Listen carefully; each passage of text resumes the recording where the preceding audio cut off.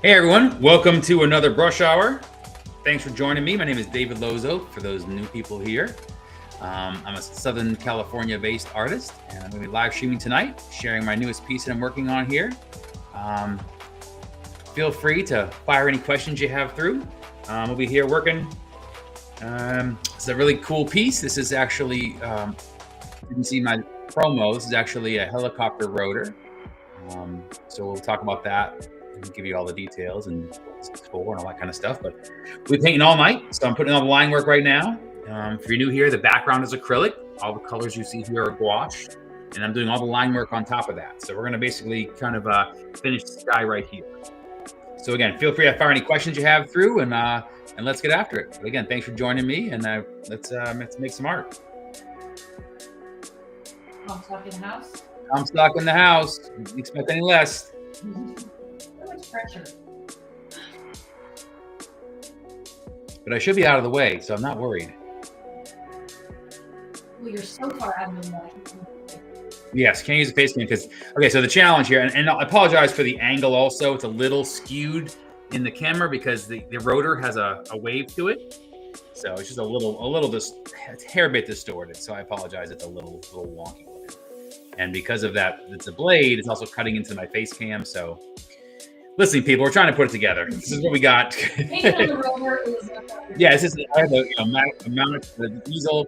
Strangely, easels aren't made for giant rotors. So it's actually only about, I posted earlier, if you want to see it unpainted. It's about 45 inches tall. Maybe, I'm sorry, about 5 feet tall.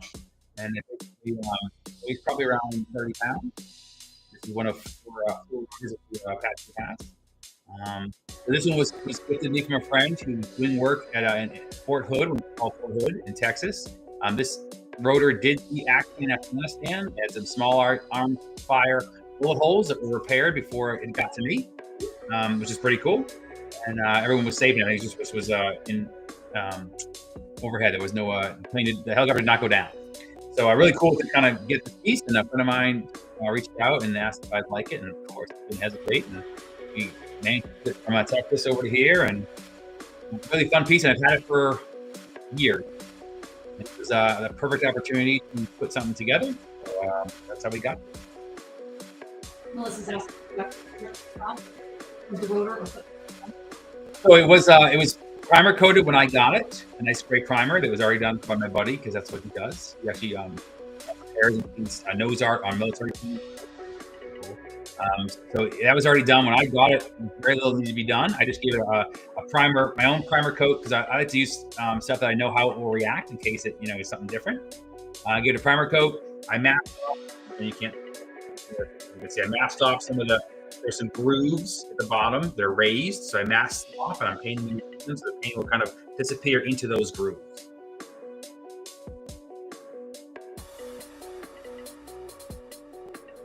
That's Robinson. That's nice, real fun. Hey, thanks, appreciate it. Robin, thanks for joining me. This is fun. We haven't done a military piece in a long time. So it's fun to get back there. And so for all of you guys on the stream, I will be debuting this. This is going to be sent to Texas and will be debuted at the Alamo Bowl in San Antonio as part of a veterans group that's going to be there. I'm going to be live demoing there at the Alamo Bowl that day, and also showing off this piece here and taking pictures with it and stuff. So that's what I'm saying. It's a perfect opportunity and way to use this piece that I've had for so long. Again, I'm not joking. This has been in the studio. I've moved it twice, maybe only once. So I've had it probably 6 years, maybe around there, maybe a hair longer. So it was time.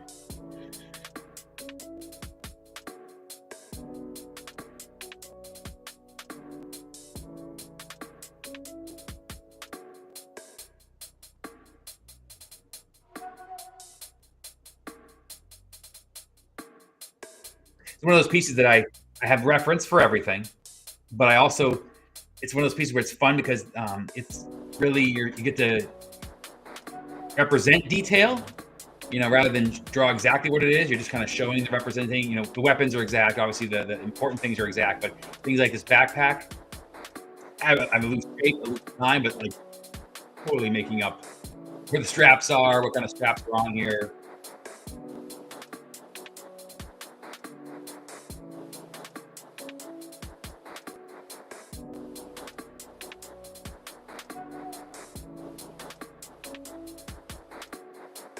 Right over on YouTube. Says back to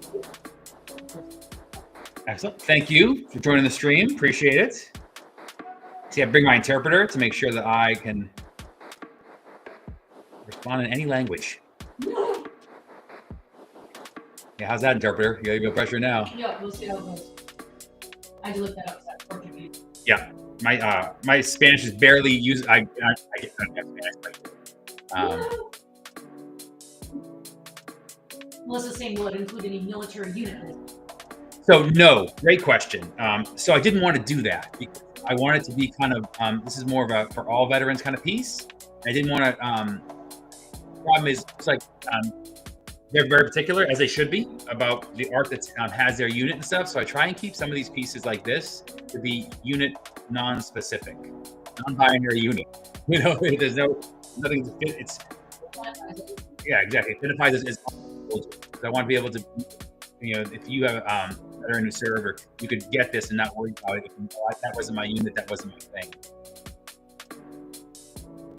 I'm very aware of that, just to make sure that I know what we're looking for.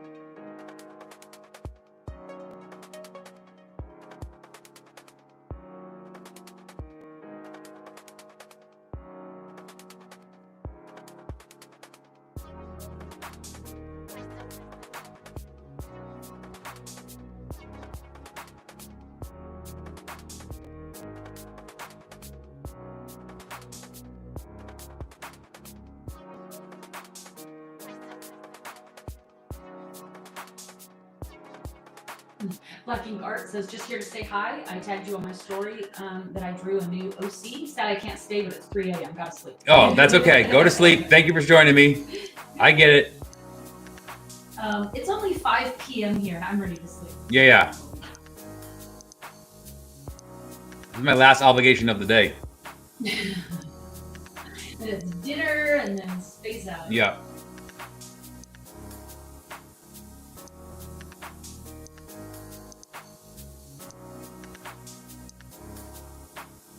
Black Ink, tell me what you think about it later in the DMs. For sure.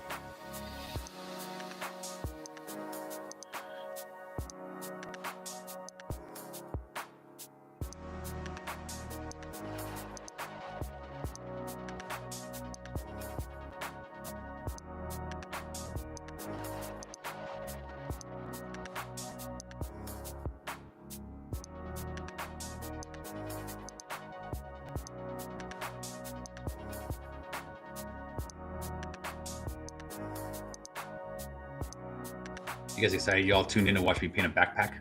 When do we see some leather? There won't be a sicker backpack. Black Ink says, thanks, then. Awesome concept. You're painting there. Gotta see when it's done. But for now, good night. Thank you and good night.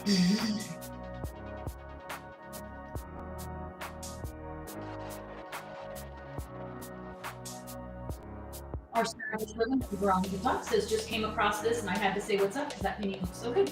Oh, excellent. Thank you. Welcome. RCR, thanks for joining me on TikTok. We're here every Wednesday. So at 5 p.m. Pacific Standard Time.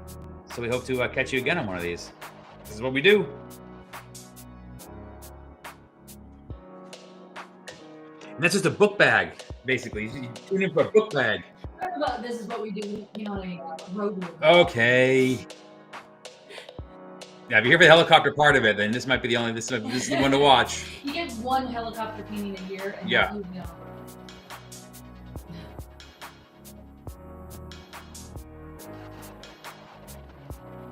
This is like, do I need to order you to start painting the skeleton? Listen, it's because of you I did that first. Really, he should have done the backpack before we started, but the poor guy was still working on painting. Yeah, this is come together, guys. When I came up to the studio, he looked tired all the time. This whole project came around very fast, and this has to actually ship out on Monday. So I have a idea. I have a gateway. If it doesn't, it can go a week farther. We have the budget and time to go later, but that was the hope. We'll see. Wow, I didn't realize we were trying to get this out. Okay, R says, I appreciate the attention to detail. Thank you, RCR. Let's do one of these again, hopefully. I don't know why I thought you had more time. No time. Oh, you really did this to yourself, didn't you? No, I didn't do this. This came on late. Well, this just snuck its way into the live stream. It wasn't even going to be in the live stream. This just got pushed back.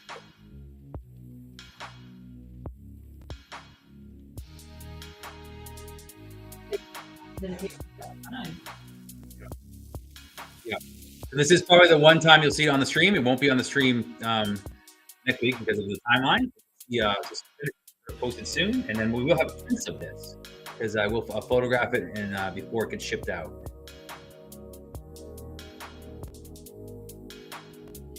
Jeff is asking, hey David, since you're going to the Alamo, basic training. Excellent. And do I have airplanes? Oh yeah, I do. I gotta get some more done. I have a humorous warthog piece I'm working on now. It's a commission. It's a really funny version, which you don't normally do for the stuff, but it's being commissioned. But I do want to do a serious version of the warthog sometime soon. Those are my stuff now, or would be World War II stuff. Love me some more.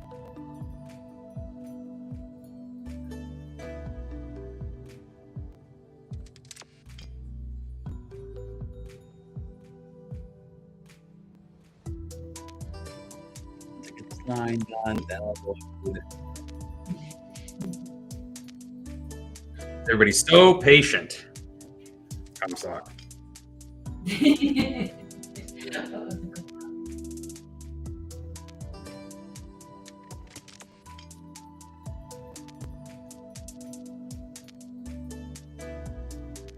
Oh, yeah, so Jeff is an Air Force veteran. Oh, very cool. Jeff, I went out to Tucson, Arizona. The F-16s, I don't call them F-16 guys, but that was what the flight group was that had me out there. I took a bunch of reference photos. They let me hang out with the planes, see everything, gave me a tour. It was really cool, and I got to do an F-16 piece. Probably F-35 after that because that was also there. Yeah, I'm a little behind on my plane stuff. No, the plane. But here's the thing. I am going to. Part of that demo, I'm going to need a military piece. There will be one more regional modern military piece that will get done at this run. We have a great drawing. Soldier carrying a soldier with his M4 blaring as he carries him.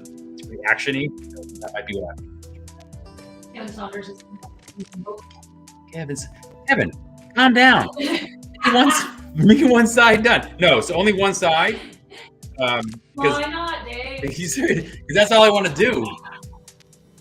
So only one side. Yeah. Yes, but I am building a custom display case that's actually being shipped out. And I'm building will be in World War II ammo box kind of feel to it. They're going to actually play this for a year as part of their group as they travel around. So it will stay with them. So I'm only doing one side of it, so that people take pictures with it for their stuff. Yeah. Thanks for asking. Extra work. Appreciate that. I don't know why you know. Yeah.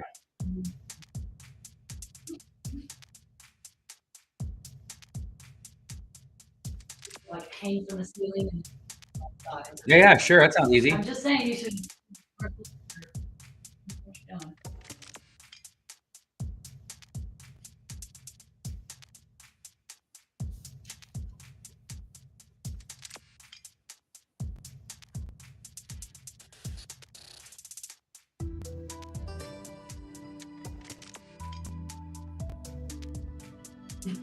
Melissa's like paint skull. Paint skull. We don't care about the clothing. Here we go. Yeah. Doesn't it choose your adventure live stream? It is. If she complains enough. You're not wrong. Setting a bad example for new people. They're going to think that if you complain. I'm just curious. I think he could do both sides. I don't know what he's doing. Here's the thing. It's inherently going to get dinged up on one side. Mm-hmm. It just is. I know it is. Coffee on TikTok says those lines look amazing. Thank you, Ghost Coffee. Because I'm not allowed to have Ghost Coffee.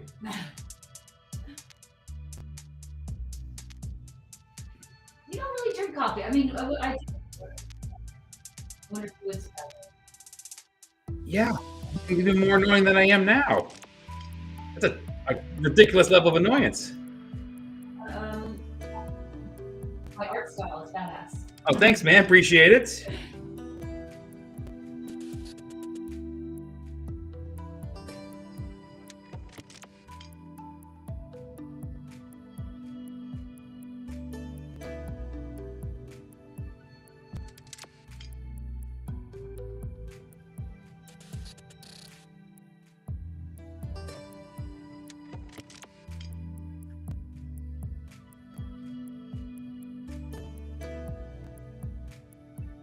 Melissa's encouragement is going to pay off.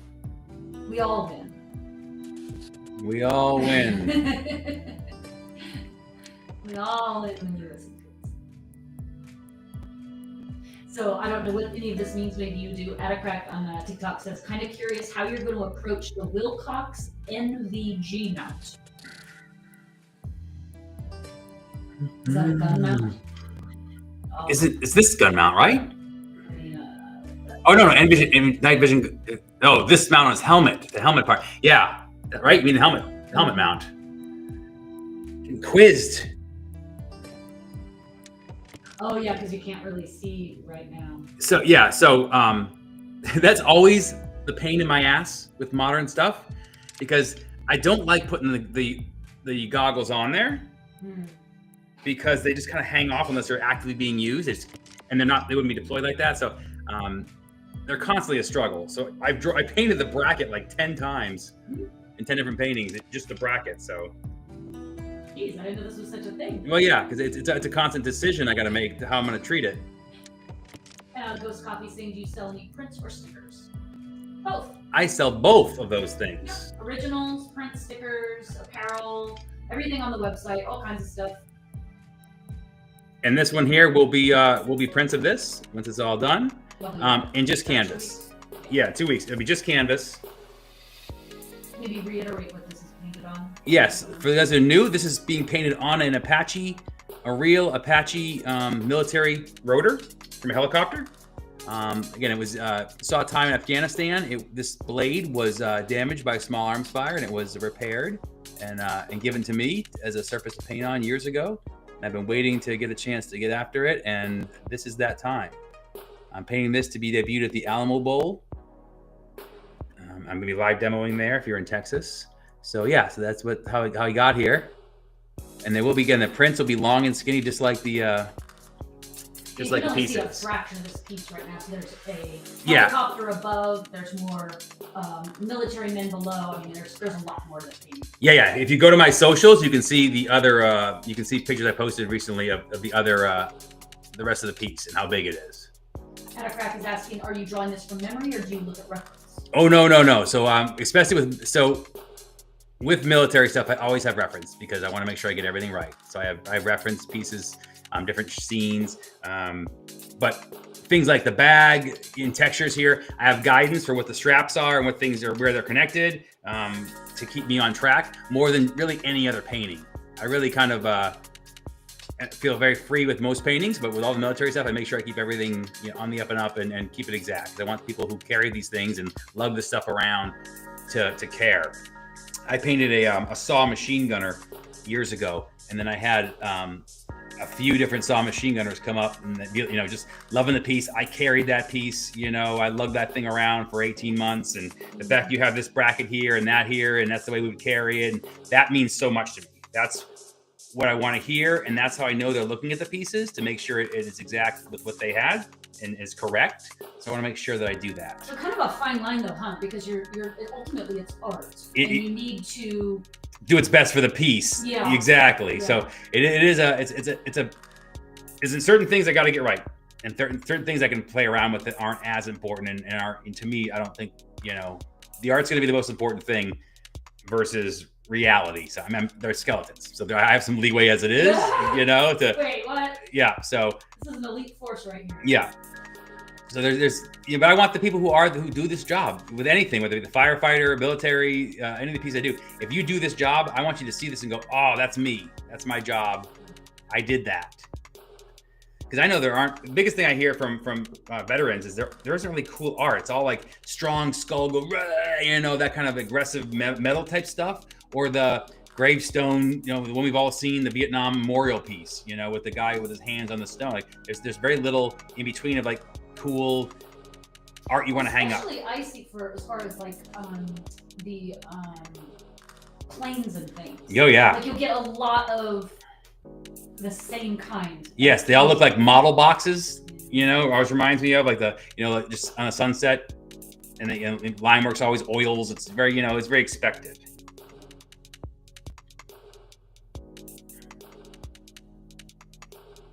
Crack says, y'all have a great night. Can't wait to see this finished. You too. Thank you. Adriana over on TikTok says, you're amazing. I was a mechanic. LOL motor TUH. Mechanic though. Was the second part of it? Mechanic. Motor TUH? Motor tub? What does that mean? I don't know anything. Let me look it up. Because we're stupid. It's a Marine Corps term for operating trucks and occasionally firing a weapon vector. Well, that didn't clear anything up. Motor transport, but it's slang. But it's still not clear. Help us. School the newbies. Ah.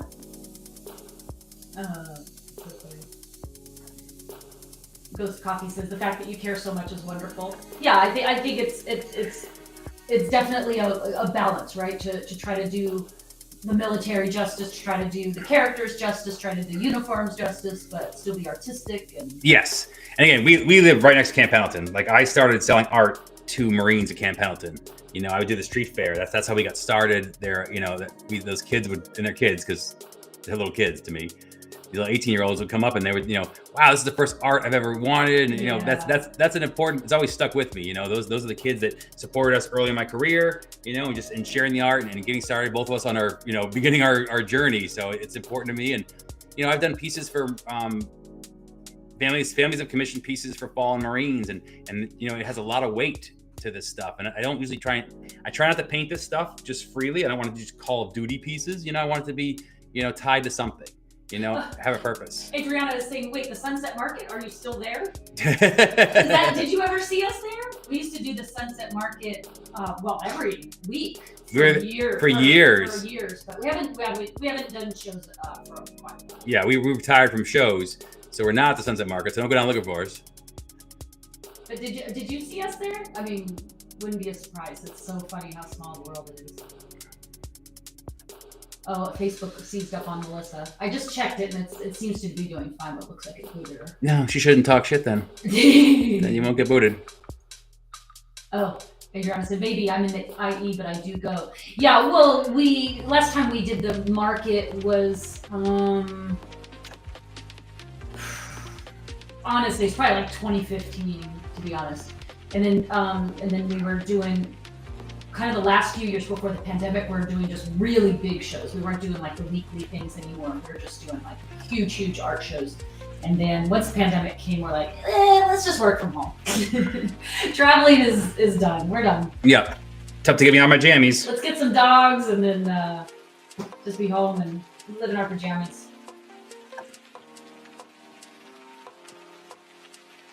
But yeah, we haven't been to the market just for fun in probably a few months, but we like to head out there every once in a while just because the food's good.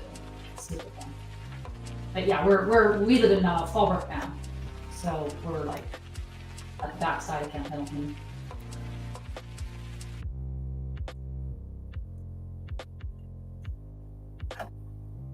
Melissa said, "Bite me." No. Well, I see she's back on Facebook. Yeah. Everything's fine.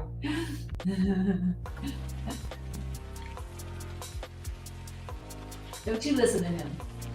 But you see how bands happen. Oh, IDK over on TikTok says, I saw some of your stuff at Old Town San Diego. It was fire. Oh, excellent. Thank you. Appreciate you stopping by and checking it out. We love Old Town.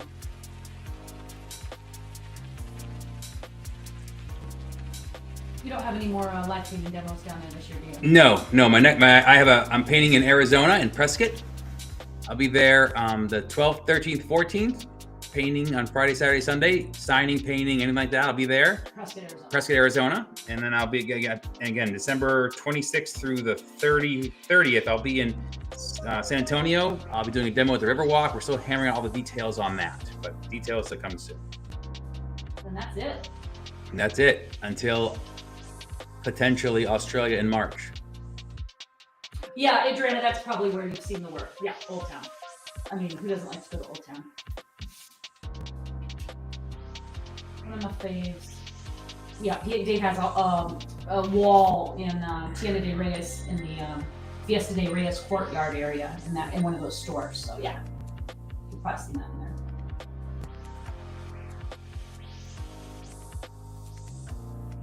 Ruben over on Facebook is saying, what's the best cleaner for your brushes? The best cleaner. So for my kind of, like for my stuff in particular, or are you looking for a certain type with a different medium? Instead of your brushes. So my brushes, I use One Shot brush cleaner. I use their brand because it's the enamel that I use. But I also use, I have a soap over there. Can you look at the soap on that label? Can I look at the soap on that label? There's a brown tub in front of the orange thing. There's a little like pan, I would call it, right in front of the orange soap. There's a little tan. What is that called? The Masters brush cleaner. Masters brush cleaner. You can get it on Amazon. It's in a little tub, like a little round, looks like this. So, hold on, I didn't have your thing on. Hold on.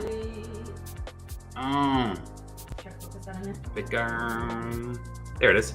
Masters brush cleaner. So I use, you can use turpentine, you can use whatever cleaner you want. Just finish with this, whether it's acrylic, whatever. Finish with this, and that will clean your brushes. And then if you buy expensive brushes and you're doing this a lot and you want to really preserve your brushes, then you get yourself some brush preserver, which you basically dip in and you form a point and it dries like that. And then when you re-wet it, the point goes away, but it keeps your brushes, when they're resting, it keeps the point nice and sharp. Jose Lopez Tattoos over on Instagram says, love your work. Been following since I was in high school, maybe 2010 or 12-ish. Jose, we're not allowed to get on the stream and make everyone feel damn old. Because you are damn old. But that's cool as shit. Thank you, man. Jose says, I'm a Rancho Buena Vista alumni. Oh, sir, so am I. Sir. But I'm not going to tell you what year I graduated high school. Talk about that, Jose. But he said, what brushes do you prefer to use? So the brushes I use, I'm not going to tell you because he doesn't deserve your business. we talked about this on the last stream. So I like synthetic liners, not natural hair, because I don't like how natural hair is so sluggish. I like synthetic liners. I use Treckle synthetic liners. I use Winsor Newton synthetic liners, but synthetic liners. This one just happens to be these used to be made by Dick Blick, and I love them, and then they stopped making them, and then somebody else took over, and that person is really rude to artists, so I don't ever tell people about what the brush name is. But so basically it's a tiny script liner. Yeah, tiny. Here you can see it. Tiny script liner. I'll hold it in front of the thing. Yeah, tiny script liner. You can see it there. It's a 05, aught 5, so it doesn't get any smaller than that. But the synthetic is the most important part of a liner. Like, I don't like natural hair. Like I said, it feels too sluggish to me. I want to be able to kick and push my brush. So that's what I like. That's a personal preference. Ruben was saying, because he was asking what the best cleaner for your brushes. He says, I just bought acrylic paint and I'm not a pro. Oh, water. Water is all you need for acrylic paint. Huh. Just use water. You'll be good to go. It's keeps them safe. Just always rinse them really well. But I would even get that brush soap that I mentioned, just because it's a great way to get the extra stuff out of your brushes. But acrylic is the easiest, water-based. It's very easy to get out. I recommend that's the best way. Don't even worry yourself. Adriana was saying, so how do you do shows? Like just signing up to be a vendor? I do art in various ways, but I never sell. So over the years, we've done so you basically sign up for a show.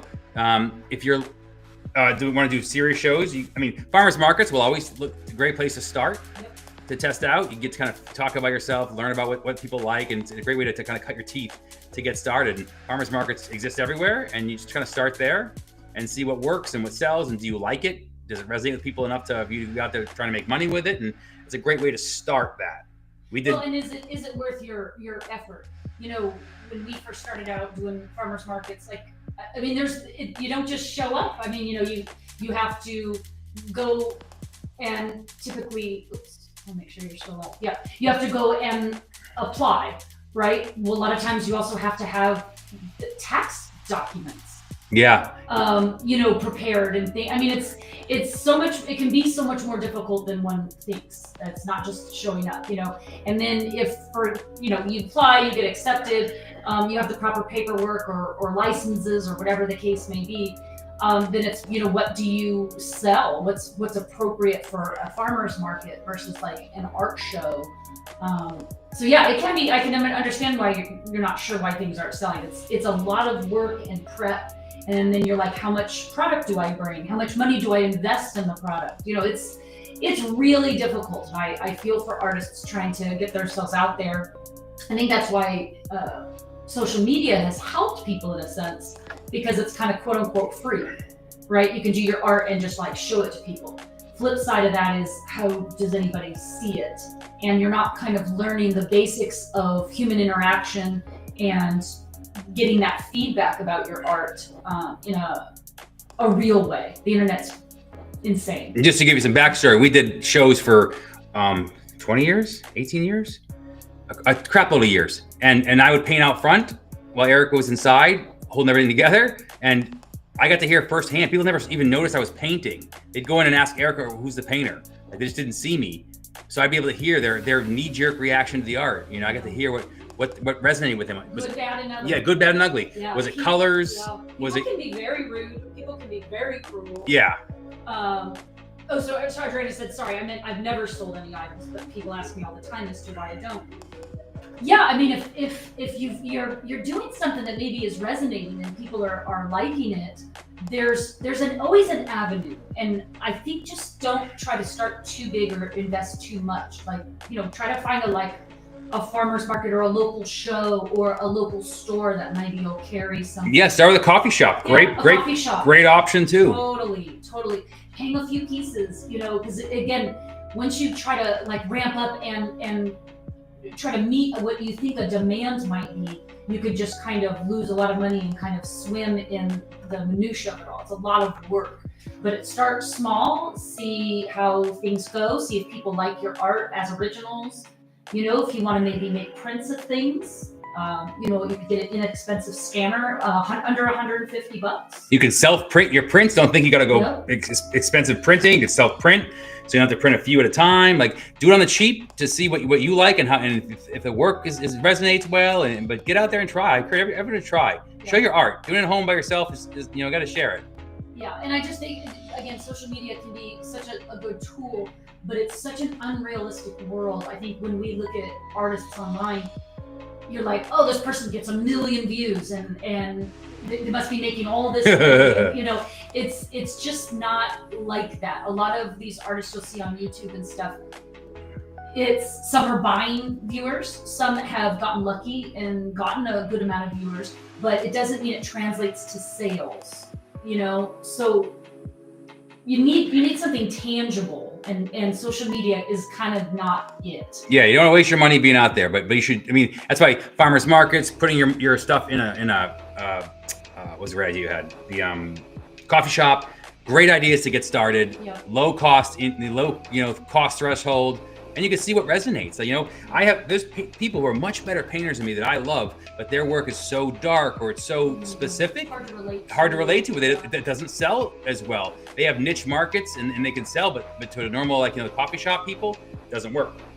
Yeah, so Melissa's saying craft fairs for sure, local craft fairs. Yep, seasonal craft fairs too. A lot of people have Christmas fairs, that kind of thing. Adriana said oddity markets. Yes. Yeah, especially if the art is kind of on the odd side. Like, we used to do tattoo conventions because in our mind, if you're going to or you're participating in a tattoo convention, you're getting a tattoo or you're a tattoo artist or you're a vendor there, you're going to be okay with skeletons. You're not going to be freaked out. You're not going to be dismissive.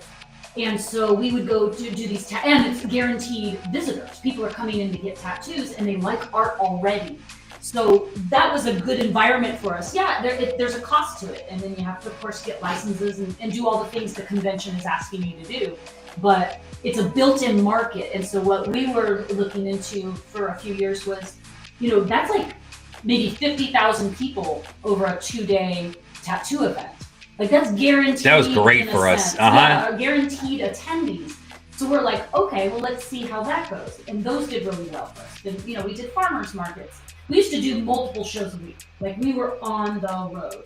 But you got to figure out what people like. The farmers market, are they thinking art? Are they looking for art? Are they more looking for like kitschy stuff because they're on vacation or they're just out with their person having dinner?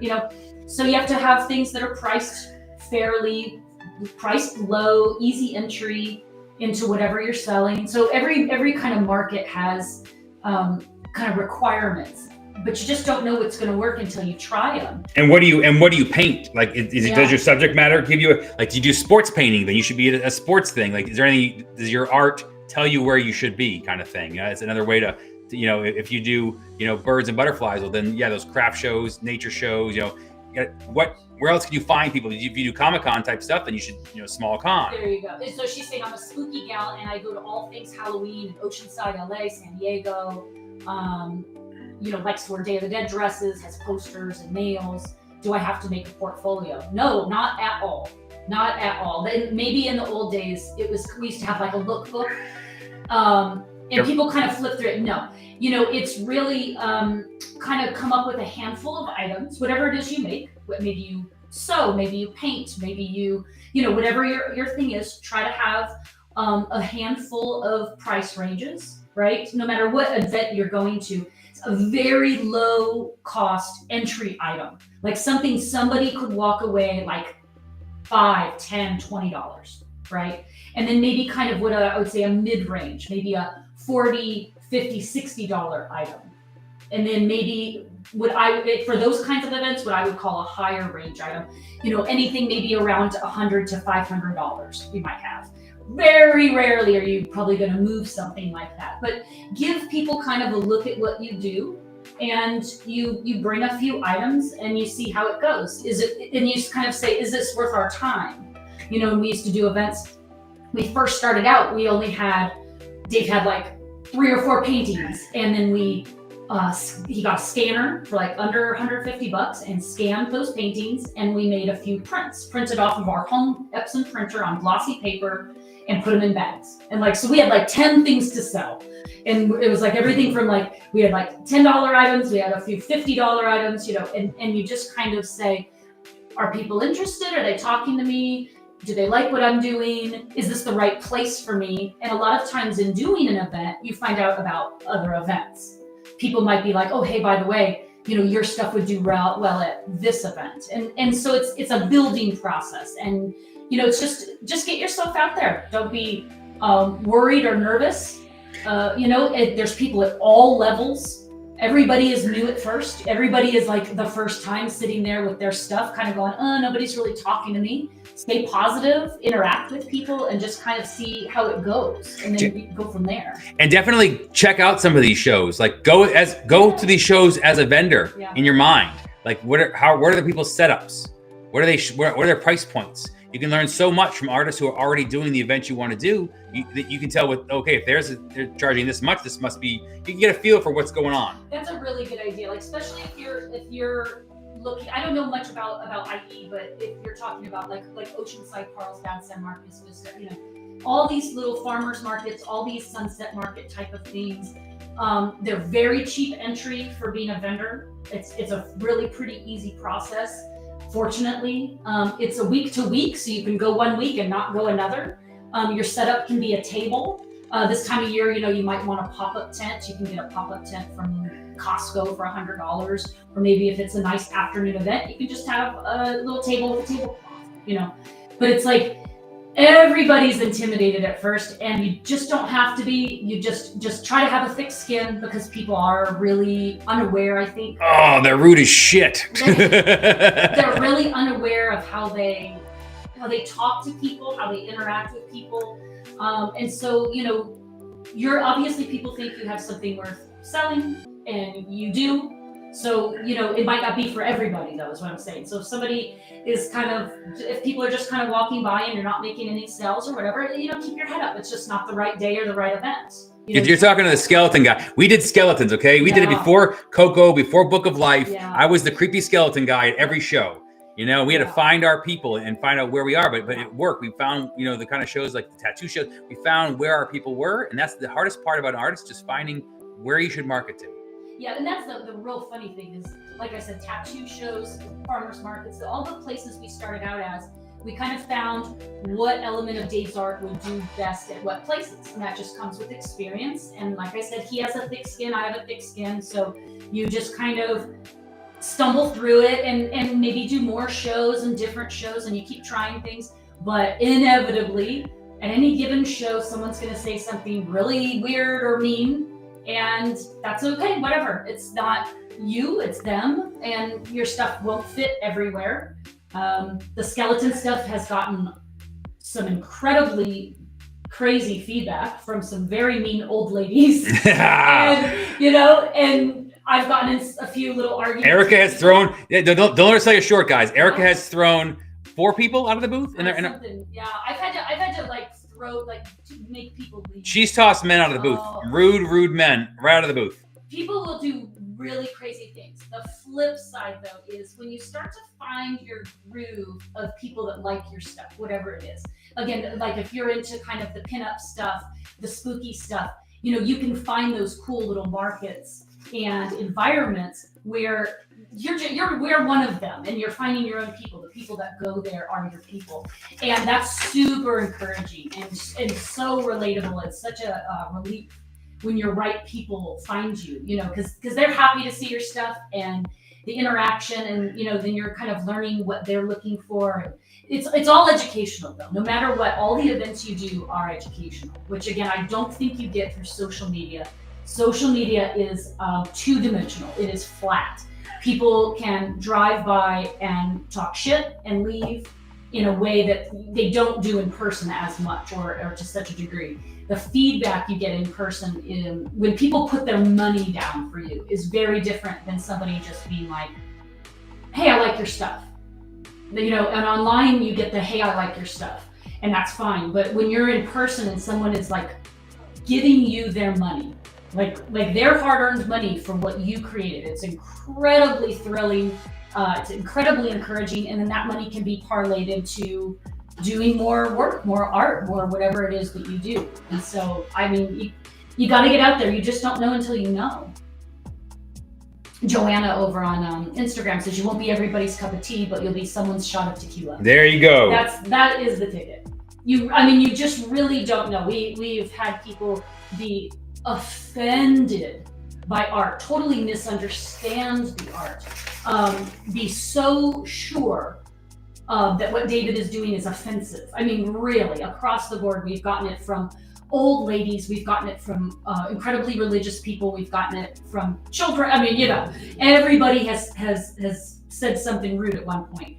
It is completely outweighed by the hundreds and hundreds of thousands by people supportive, laughing, enjoying it. I mean, what's more fun than being at a show and people just having a ball because they like your stuff and they want to buy stuff? It's great, and you just don't know until you get out there. Yeah, again, we did shows for a ton of years, and we've had some terrible experience with people, but the reality is that's like 0.0001%. We've had so many amazing interactions where I've got to share and explain the art to people who've taken the time to ask me questions about Day of the Dead. Again, this was before Book of Life, before I was the resource, so I've been able to share this and kind of link cultures that aren't mine and explain how amazing this Mexican culture is and share that. And it's just the interaction I never would have had if I was sitting at home painting. Yeah. And if you have something to share, if you have a talent, especially like somebody like me who is in more of like the analytics and the business side of things, if you have a talent and ability and people are responding to it, get out there with it. Like, just get out there with it. It's the rest of us need you. We need to see art being created. We need to see people out there making stuff. Jay Thad over on Twitch says, "Hey, I like your stuff." Hey, Jay Thad, thank you for hanging out. Twitch too. Look at that. Finally, somebody. Yeah, you're the one. And again, that's the thing, is like our social media presence isn't as big as we were at shows, but that's the perception isn't reality, and so just take everything with it. And here's the thing: we know lots of artists, LA artists. We've seen I know what real money, what it takes to make money as an artist. I know who's not making that. It's a lot of just fake perception of successful artists. I mean, there's some successful YouTubers, that call themselves artists. That it's not what it is. Not artists.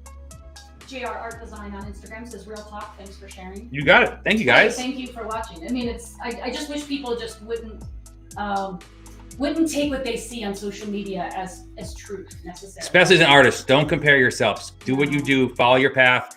I mean, there wasn't a path for skeleton artists. We didn't have a way. We kind of figured out as we went along, but it wasn't like, oh, it was a skeleton artist, I'm gonna do what they did. I don't know what the name is. Cynic. I'll just call it Cynic over on YouTube. It's a wonderful artist. Thank you, Cynic. Appreciate it. Crystal over on TikTok says, "First time seeing your art. Good work." Thank you, Crystal. Welcome. Great that we got TikTok all sorted out. We're not getting banned now because we're not video games.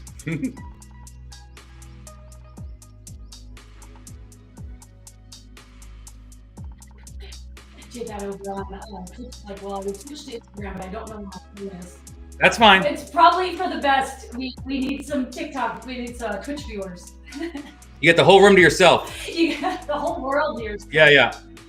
You're now in charge of Twitch. Yeah, again, like we realize we have no following on Twitch, but we're like, you know what? We can get through our software. We can broadcast everywhere. Hopefully, we find somebody there that wants to subscribe. I mean, there's just no harm, no foul. Put yourself out there. Yeah. I'm painting anyways. Yeah.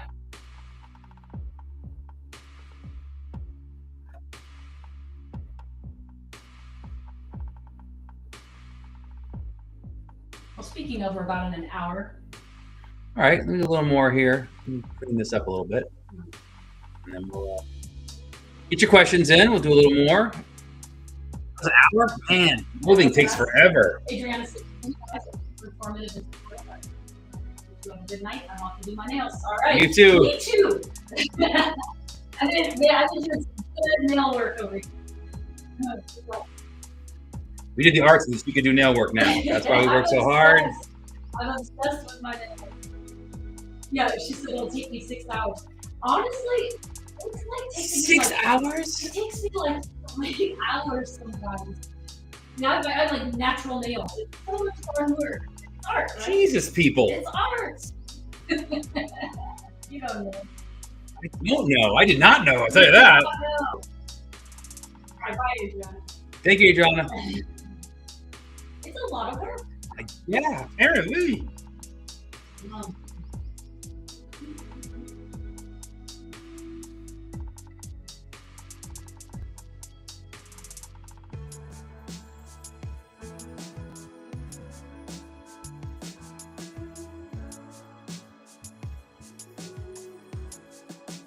Yeah, I get this done.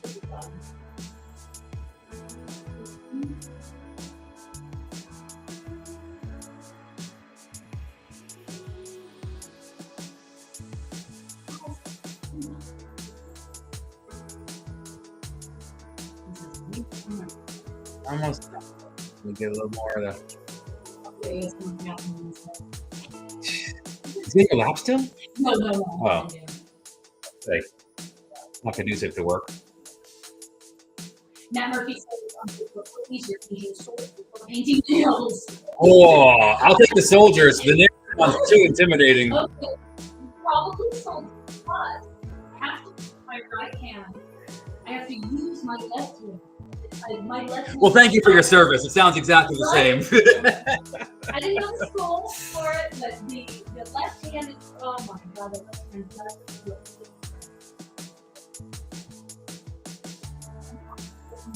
progress pictures. Oh, progress pics. And there's even, I may just turn the stream on this weekend when I'm farting around just painting. You know, I won't be able to answer his questions as well, but I can at least share the process. Yeah.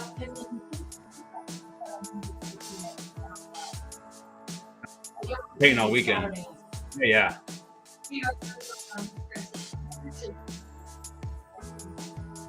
Great question. You want to take it? Well, we don't do very many events anymore. Dave has 2 gallery events, like painting events.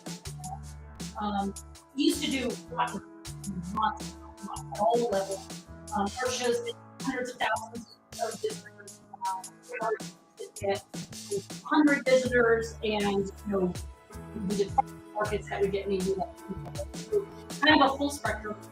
And we sell prints and originals, and we're trying to put some accessories too. Like right now, we have good and cards and licensing and pieces. Obviously, when we first started out, we were, we would go with a handful of paintings, 2 or 3 paintings, and whatever prints we could afford to make from them. We started out incredibly small at small venues and worked our way through it to try to figure out what to spend the money and energy on. He's going to paint what he wants to paint. I would never suggest painting people's desires to pay for a commission up front. Because they're going to burn you. So you paint whatever you want and you hope that it resonates, to be honest. But to be able to provide low cost levels, you have original, for sure, cellular, but at a price. But if you're doing shows, you gotta have pays for the show. Originals are what you show, where it comes from. That's how you get a long-term collection. Yeah. Show them the originals, and especially in this day and age, show them that this is handmade. Yeah, well, and you have to understand price points. You're a disruptive.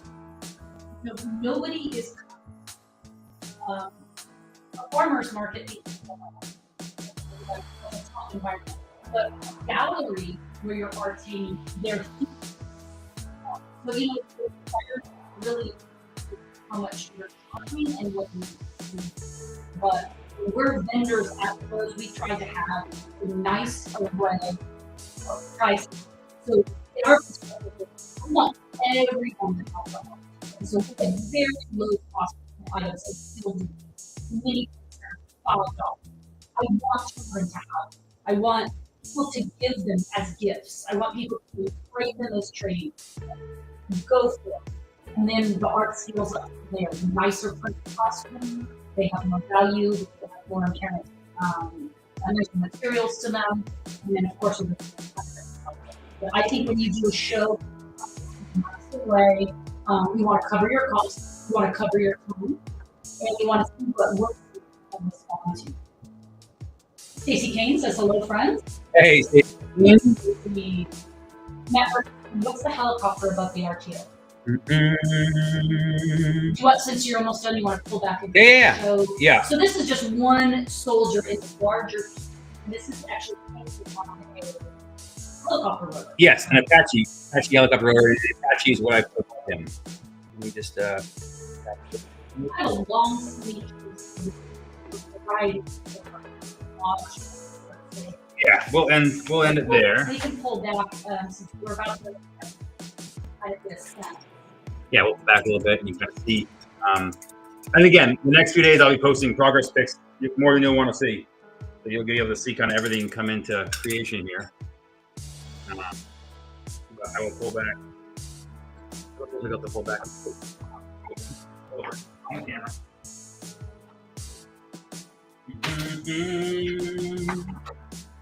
You should pull back from the piece, right? Yeah. But I need to.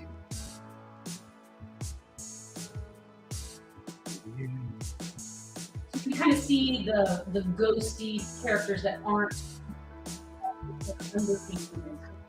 and everybody will get that dark line like the main character right now.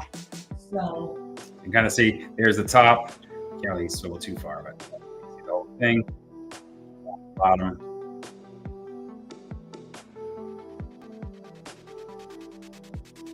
And then that's the bottom is all wrapped. And you can see here, these are actually raised. They're part of the fins of the helicopter. The airfoil is actually raised. So I've taped them out, and when I peel it off, I'll have the original background of the blade. My basically end right into this raised rotor here. So yeah, I'll be posting. So yeah, this is a game. Oh yeah, that was in 1 hour. You kind of see how long that all took. Yeah. So I got the helicopter above him. That's kind of boring to watch. Yeah, the So helicopter I would take about mechanical, maybe about 2 hours. The rest of this guy from another hour, Mm-hmm. and then with the helicopter close to an hour. As we just saw. Yeah. Yeah. So lots of painting to come this weekend. Good. That's where it is now. So again, thank you guys all. Great questions. Feel free if I missed your question or you have anything else, feel free to follow up and hit me with that. I'll always get through the replies and make sure I get everybody and answer any questions. But again, thank you guys for hanging out. It's been really fun. I'm really excited to share this finished piece. Like I said, hopefully mid next week it'll be ready to go. So while you guys are having stuffing and pot pie and turkey, I'll be here doing this thing. So again, thank you guys for joining us, and we'll see you guys on the next one.